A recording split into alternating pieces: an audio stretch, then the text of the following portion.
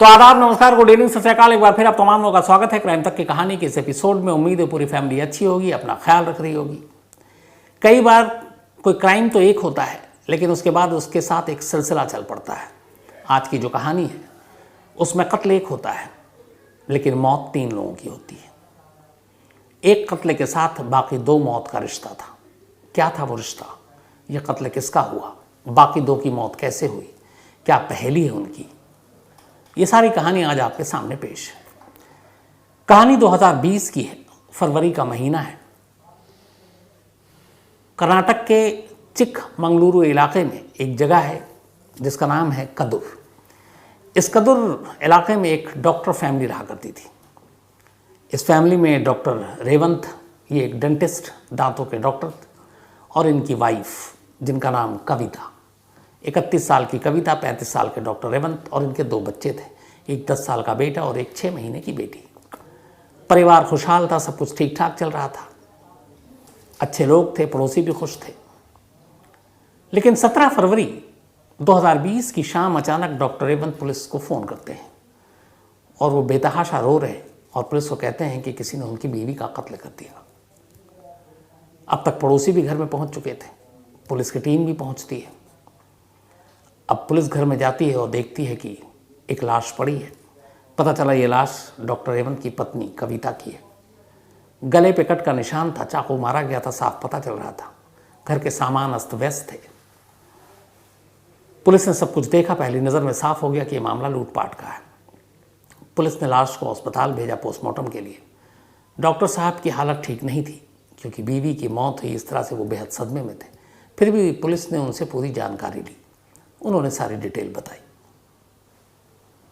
इसके बाद पुलिस ने अपनी तफ्तीश शुरू कर दी। 17 फरवरी को कविता की मौत हुई थी।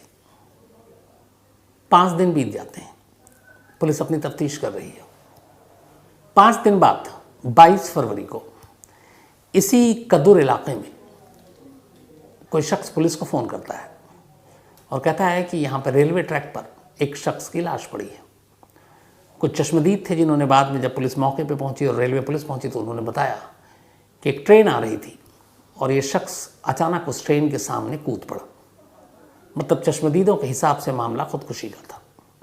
पुलिस पहुंचती है, लाश कब्जे में लेती है। लाश की शिनाख्त होती है डॉक्टर रेवंत के तौर पर। वही डॉक्टर रेवंत जिनकी वाइफ कविता की मौत 5 दिन पहले हुई थी। अब पुलिस लाश को अपने कब्जे में लेती है। लाश के साथ जेब से मोबाइल फ़ोन बरामद होता है। पुलिस उस मोबाइल को चेक करती है।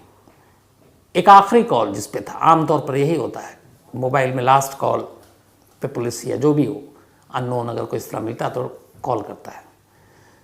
तो एक आखिरी कॉल किया था डॉक्टर रेवंत ने। नाम लिखा था मोबाइल पर, नाम के साथ वो मोबाइल नंबर सेव था। नाम था हर्षिता सुदर्शन। पुलिस ने उस लास्ट कॉल पे कॉल कर दिया। पुलिस ने जब लास्ट में कॉल किया तो उधर से उस वक्त कोई जवाब नहीं मिला। पुलिस ने कहा थोड़ी देर के बाद करते हैं। अब इसके बाद भी उधर से कॉल नहीं आ रहा है। फिर पुलिस ने कहा कि चलो एक काम करते हैं, अपनी एक टीम भेजते हैं, ये जो लास्ट कॉल है इसके पते पे। अब ये जो फ़ोन नंबर था और जो ये पता था, ये बेंगलुरु का था, बेंगलुरु के आरआर नगर का। अब पुलिस की टीम रात को ही निकलती है, शाम को ये मौत हुई थी। पुलिस की टीम आरआर नगर पहुंचती है। इस नंबर का जो पता था हर्षिता का, उस घर पहुंचती है। बट वहाँ पुलिस पहुंचती है तो देखती है कि यहाँ तो ऑलरेडी भीड़ लगी हुई है। पता चलता है कि हर्षिता नाम की जो महिला जिसकी तलाश में पुलिस गई थी वहाँ, उसने पंखे से फंदा लगाकर खुदकुशी कर ली है। अब ये खबर जब चिकमंगलुरु पहुंची तो पुलिस परेशान, हैरान। एक साथ एक कत्ले के बाद 2 अलग अलग मौत। पहले डॉक्टर जो रेवंत है उनकी पत्नी का, कविता का, फिर खुद डॉक्टर रेवंत की लाश रेलवे ट्रैक से, और उसके बाद एक बेंगलुरु में हर्षिता नाम की लेडी की लाश, जिसको लास्ट कॉल डॉक्टर रेवंत ने किया था। अब सवाल ये कि इन तीनों कत्ल का, या तीनों मौत का बल्कि कहें, 2 तो इसमें खुदकुशी है अभी तक, आपस में क्या रिश्ता, कनेक्शन। अब पुलिस ने तफ्तीश करनी शुरू की। ऑलरेडी पुलिस डॉक्टर रेवंत की पत्नी कविता जो मामला था कत्ल का, उसकी जांच कर रही थी। पुलिस ने डॉक्टर रेवंत के सारे बयान जो उन्होंने स्टेटमेंट दिए थे 5 दिन के अंदर अंदर अपनी पत्नी की मौत के बाद वो निकाले, पढ़े। फिर इसके बाद आईओ से बात हुई तो पता चला कि जब डॉक्टर कविता की पोस्टमार्टम रिपोर्ट आई तो उसमें एक बड़ी अजीब चीज़ लिखी थी। उसमें लिखा था कि कत्ल जो हुआ है वो तो गहरे चोट और खून बहने की वजह से हुआ और गले पे मार था, लेकिन उनके शरीर पर पेट के नीचे 2 स्पॉट टाइप के मिले और वो 2 ऐसे थे जहाँ पे शायद इंजेक्शन दिया गया था। और जो उसके बाद उस रिपोर्ट में सामने आई, पोस्टमार्टम रिपोर्ट में, ये वो थी कि ये जो इंजेक्शन थे दोनों, ये शायद एनेस्थीसिया का था। अब पुलिस ने डॉक्टर साहब के बयान को फिर से पढ़ना शुरू किया जो डॉक्टर रेवंत ने अपनी पत्नी की मौत के बाद दिया। तो उन्होंने जो पुलिस को बयान दिया था वो ये था कि वो उस दिन दोपहर करीब 1-2 बजे निकले घर से और फिर शाम को लौटते हैं तो देखते हैं कि घर में बीवी की लाश पड़ी है, बेटी उसके पास है और सामान बिखरे पड़े थे।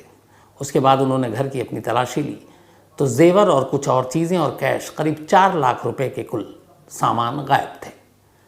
तो ये काम लुटेरों का है। अब ये उनके बयान है।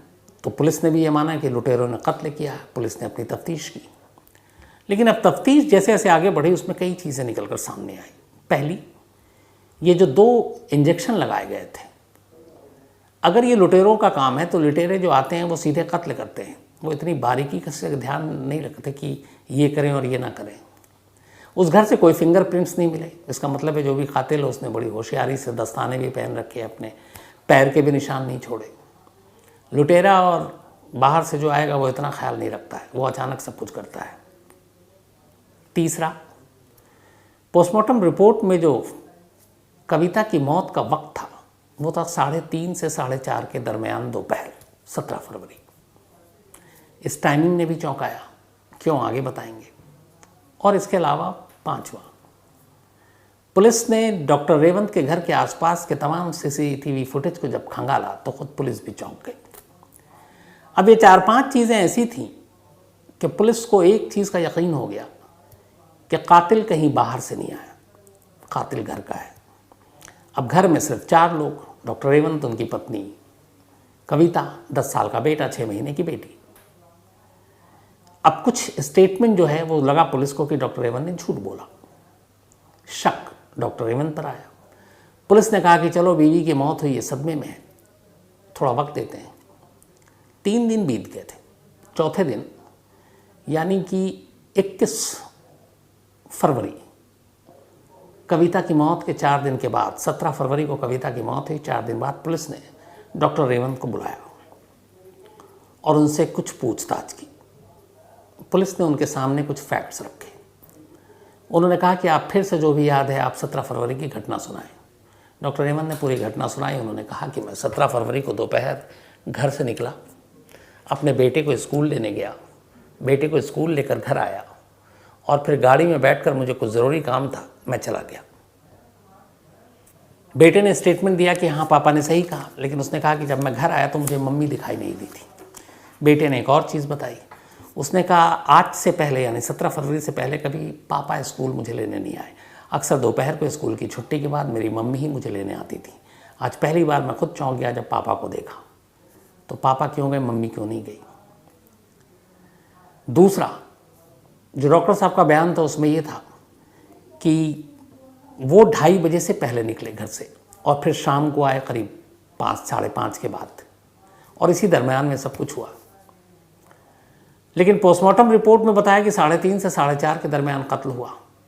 नंबर 2, जो सीसीटीवी फुटेज है उसमें दोपहर 2:30 से लेकर 7 बजे के दरमियान डॉक्टर रेवंत के अलावा उस घर में न कोई और आया और न गया, कोई बाहरी शख्स नहीं था। सीसीटीवी कैमरा सही जगह पे लगा हुआ था। तब ये था कि कोई बाहर से आया नहीं तो कत्ल क्यों करेगा। बेटे का माँ को ना देखना, पापा का स्कूल लेने जाना, अब ये सारी चीज़ें पुलिस को परेशान करने लगी। डॉक्टर साहब से उन्होंने उस दिन ये पूरा स्टेटमेंट लिया, पूछताछ की और फिर कहा ठीक है अब आप अगले दिन आइएगा, यानी 22 फरवरी को। अब डॉक्टर रेवंत को 22 फरवरी को जाना था पुलिस के पास। पुलिस इंतज़ार कर रही है, पर डॉक्टर रेवंत 22 फरवरी को पुलिस स्टेशन नहीं पहुंचते। वो सीधे इसी कदूर इलाके में एक रेलवे ट्रैक पर पहुंच जाते हैं और ट्रेन के सामने जाकर छलांग मार देते हैं। कोई सुसाइड नोट नहीं, कुछ नहीं, उनकी जान चली जाती है। अब पुलिस की इंट्रोगेशन और पुलिस का जो शक है अभी तक दुनिया को पता नहीं, ना पड़ोसी को, न रिश्तेदार को, इवन न कविता के घर वालों को। अब कविता के घर वाले, कविता के भाई, उनके माँ बाप ये सोच रहे हैं कि जो डॉक्टर रेवंत हैं वो अपनी बीवी की मौत से इतने सदमे में थे कि उन्होंने खुदकुशी कर ली। जिसने भी सुना उन्हें और भी ज़्यादा अफसोस हुआ, पड़ोसियों को भी, कि एक पत्नी की मौत के बाद पति ने सदमे में खुदकुशी कर ली। अब इधर पुलिस की तफ्तीश कुछ और कह रही है और पुलिस ने अभी तक इसका खुलासा नहीं किया है। अब मौत हो गई, पुलिस ने जब मोबाइल बरामद किया तो उसमें आखिरी नंबर जो डायल था वो देखा हर्षिता का है। अब हर्षिता की तलाश में बेंगलोर पुलिस पहुंची तो पता चला कि कुछ देर पहले हर्षिता ने भी खुदकुशी कर ली। तो अब सवाल ये था कि कविता के कत्ल, डॉक्टर रेवंत की खुदकुशी और बेंगलोर में बैठी हर्षिता की खुदकुशी के आपस में क्या रिश्ते थे। तो इन रिश्तों का जवाब पहली नज़र में तो पुलिस को डॉक्टर रेवंत के मोबाइल ने ही दे दिया। 22 फरवरी को सबसे ज़्यादा कॉल लगातार डॉक्टर रेवंत ने हर्षिता को किया था। शाम को आखिरी बार उन्होंने जो लास्ट कॉल किया और उसी वक्त ट्रेन के आगे छलांग लगा दी और उसके कुछ घंटे के बाद बेंगलोर में हर्षिता फांसी के फंदे से झूल जाती है अपने घर में। अब क्यों? तो इसके बाद जब तफ्तीश हुई तो पूरी कहानी सामने आई। हालांकि हर्षिता के सुसाइड नोट ने भी इस कहानी को खोलने में मदद की। हर्षिता ने बेंगलोर में जब खुदकुशी की तो उसने खुदकुशी के पहले एक सुसाइड नोट लिखा और लिखा कि मैं अपने पति से परेशान हूँ, मेरा पति मुझे बहुत तंग करता है और इस वजह से मैं सुसाइड कर रही हूँ, मेरी मौत के लिए मेरा पति जिम्मेदार है। अब जब ये सुसाइड नोट मिला, बेंगलोर की पुलिस पहुंची आर नगर की, तो उसने इस सुसाइड नोट की बिना पर हर्षिता के पति, जिसका नाम सुदर्शन है, उसको गिरफ्तार कर लिया। लेकिन सुदर्शन ने उधर कुछ और कहानी सुनाई। उसने कहा कि हाँ, हमारी मियाँ बीवी में झगड़ा होता था, लेकिन उसकी मैं मौत के लिए जिम्मेदार नहीं हूँ। तो पुलिस ने पूछा क्यों झगड़ा होता था? उसने कहा कि असल में मेरी बीवी का एक डॉक्टर के साथ अफेयर चल रहा था और मुझे ये बात मालूम थी और मैं उसे अक्सर टोकता था और इस बात पे वो लड़ती थी। तो उसने उस डॉक्टर का नाम बताया। वो डॉक्टर कोई और नहीं, डॉक्टर रेवंत था। अब ये बात बेंगलोर की पुलिस ने चिकमंगलुरु पुलिस से कंफर्म किया कि कोई आपके यहाँ ऐसे डॉक्टर रेवंत हैं, कोई ऐसा कत्ल हुआ है। बेंगलोर, इधर चिकमंगलुरु की जो पुलिस है वो भी चौंक गई कि ये क्या बात है। तो फिर दोनों पुलिस आपस में मिली, जो उधर के इनपुट थे, जो इधर के इनपुट थे, वो सारी चीज़ें, फिर फ़ोन डिटेल, फिर बयान, और उसके बाद पूरी कहानी साफ़ हुई। कहानी ये कि डॉक्टर रेवंत की शादी करीब 12 साल पहले, 11 साल पहले हुई थी कविता से। दोनों के 2 बच्चे, एक 10 साल का बेटा, एक 6 महीने की बेटी। ये अपना कदूर में रहते थे, डेंटिस्ट थे, दांतों का इलाज करते थे। उधर दूसरी तरफ बेंगलुरु में हर्षिता रहती थी। हर्षिता की शादी जो हुई वो एक सुदर्शन नाम के शख्स से, और इन दोनों के एक औलाद थी। अब हर्षिता का एक रिश्तेदार कदूर में रहा करता था। कदूर में रहने के दौरान अक्सर हर्षिता कदूर आती और अपने उस रिश्तेदार के घर ठहरती। उसी घर के आसपास डॉक्टर रेवंत का घर था, वो यहाँ पे कविता के साथ रहते थे।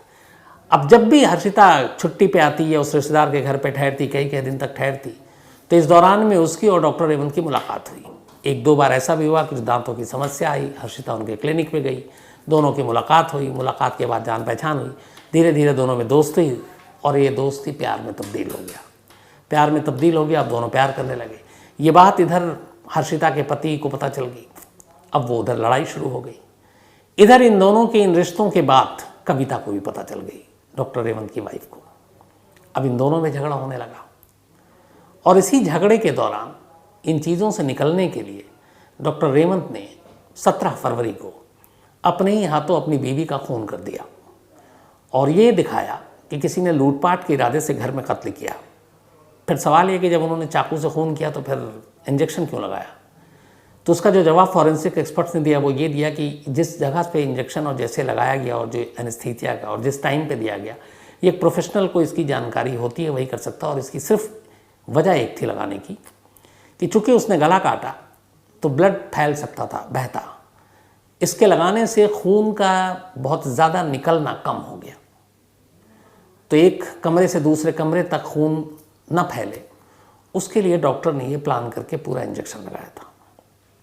सारी चीज़ें कर ली, लेकिन वो मार खा गए कुछ चीज़ों से। पहली कि सीसीटीवी कैमरा जिसमें उस घर के अंदर आता जाता कोई दिखाई नहीं दिया। दूसरी, मोबाइल के कॉल डिटेल।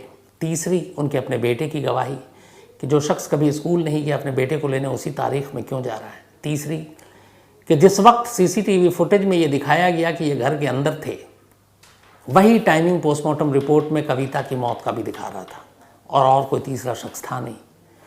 तो ये सारी चीज़ें आ गई थी और पुलिस को ऑलरेडी, चिकमंगलुरु पुलिस को ये शक हो गया था। शक क्या यकीन में बदल चुका था। वो सिर्फ पूछताछ कर रही थी, और इसी पूछताछ के बाद जब 21 तारीख को पूछताछ हुई, 21 फरवरी को, तो डॉक्टर साहब को जब अगले दिन बुलाया गया तो उन्हें यकीन हो गया था कि अब उनका बचना मुश्किल है। पुलिस उन्हें उनकी ही बीवी के कत्ल के इल्ज़ाम में गिरफ्तार कर लेगी। इस चीज़ से वो परेशान हो गए, और परेशान होने के बाद हर्षिता को फ़ोन किया और कहा कि हमारा भेद खुल चुका है और मैंने अपनी बीवी को मारा है, ये बात अब पुलिस तक पहुंच गई है, और इसलिए मैं अब अपनी जान दे रहा हूँ। और ये कहकर आखिरी कॉल ट्रेन के आगे कूद गए। अब इधर हर्षिता को ये बात पता चल गई। इस दौरान में आखिरी कॉल देखकर चिकमंगलुरु पुलिस ने हर्षिता के नंबर पर कॉल करना शुरू कर दिया। उसने जब कॉल करना शुरू किया तो हर्षिता को लग गया कि एक तो कविता की मौत, अब उसके साथ डॉक्टर रेवंत का रिश्ता, डॉक्टर रेवंत की खुदकुशी, उसके साथ उसका रिश्ता, अब पुलिस मुझे पकड़ लेगी।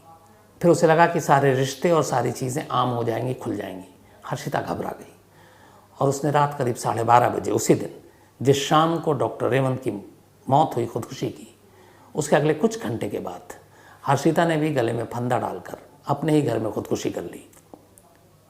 और इस तरीके से एक कत्ल ने 3 लोगों की कुल जान ली।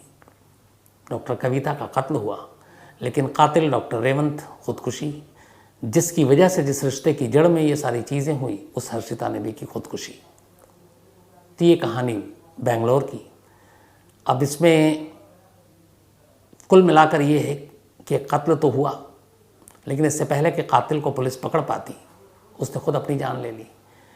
जिस कातिल के साथ जो मोटिव और सारे बाकी चीज़ें थी उस तक पुलिस पहुंचती और उससे कुछ बयान दर्ज करती और नए खुलासे करती, उसने भी अपनी जान दे दी। तो कविता के कत्ल का केस बिना किसी आरोपी के गिरफ्तारी, बिना किसी मुकदमे, बिना किसी सुनवाई, बिना किसी ट्रायल के हमेशा हमेशा के लिए ख़त्म हो गया, क्योंकि इसमें कोई है ही नहीं। कविता का कत्ल हुआ, कातिल ने अपनी जान दे दी, कातिल की जो सहयोगी उसने भी अपनी जान दे दी, तो इसमें अब कोई आरोपी नहीं है, इसीलिए ये केस क्लोज हो गया। तो आज कहानी में इतना ही। अब आपसे मुलाकात होगी मंडे रात 9 बजे किसी नई कहानी के साथ। तब तक अपना ख्याल रखिएगा। Thank you very much.